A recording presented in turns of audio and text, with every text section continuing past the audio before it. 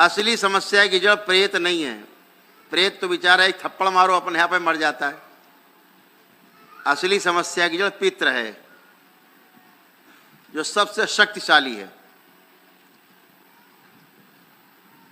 जैसे प्रेत डीएनए में रहता है और पितृ हर 2 डीएनए के बीच में रहता है। इतना सूक्ष्म है। यहाँ पे रहता है बीच में, यहाँ पे, इस जगह पे, ऐसी जगह पे। और प्रेत कहाँ रहता है? ऐसी जगह पे, इतनी बड़ी जगह पे। तो प्रेत बड़ा है, पितृ बहुत छोटा है। फिर क्या होता है?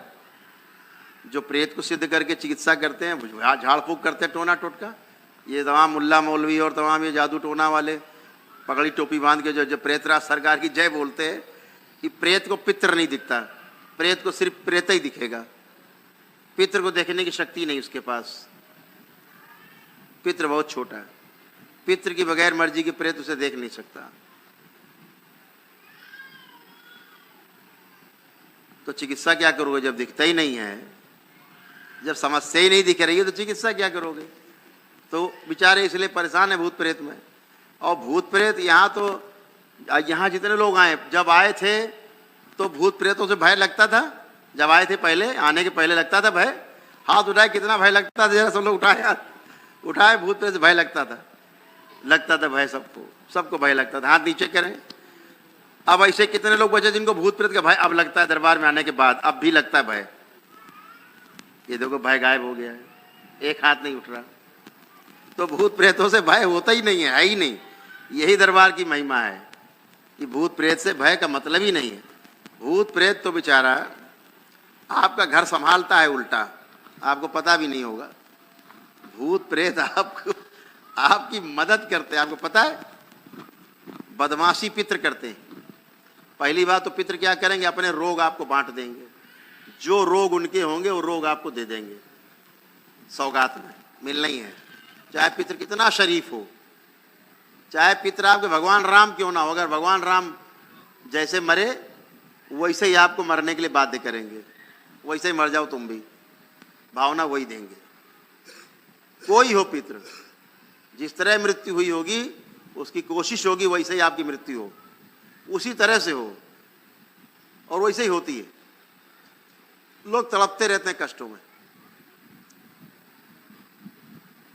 तो होता क्या है कि प्रेत आपको बचाता रहता है। क्यों? बड़ी मुश्किल से घर मिला है, अवैध कब्जा किया है घर पे, आपके शरीर पे। अब अगर आदमी मरी जाएगा तो प्रेत कहाँ जाएगा बेचारा? शरीर छूट जाएगा, उसका खाने पीने का जुगाड़ सब बंद। जिस भोग के लिए शरीर में घुसा है, जब शरीर नहीं रहेगा तो खाएगा कहाँ से?